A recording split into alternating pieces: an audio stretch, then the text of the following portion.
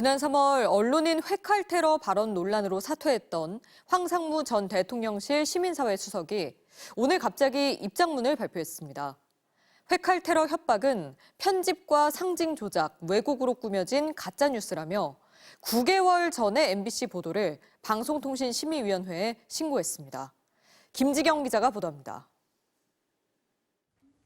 22대 총선을 앞둔 지난 3월, 당시 대통령실 황상무 시민사회 수석은 MBC를 포함한 출입기자 5명과 식사를 함께했습니다.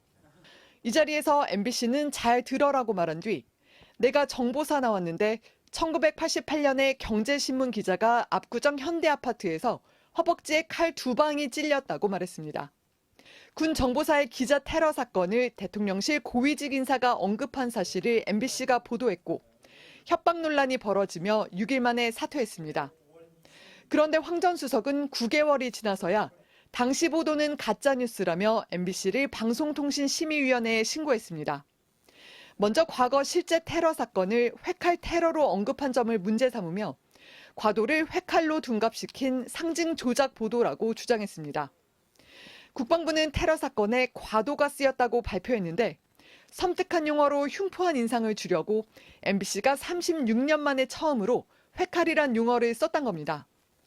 하지만 테러 사건 20주년을 기념한 2008년 신문기사 제목에서도 당시 피해 기자가 저술한 책에 대한 10년 전 서평 기사에서도 회칼 테러란 단어는 손쉽게 찾을 수 있습니다.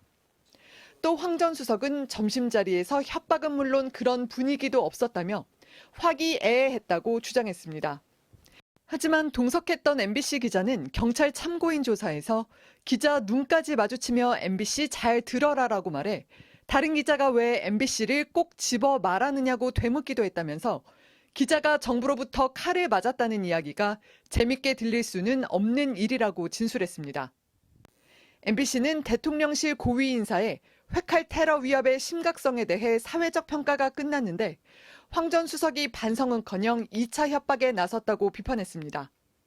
또 과도인지 회칼인지 같은 비본질적인 주장으로 책임을 뒤늦게 모면하려는 노림수가 무엇인지 파악해 나가겠다고 밝혔습니다. MBC 뉴스 김지경입니다.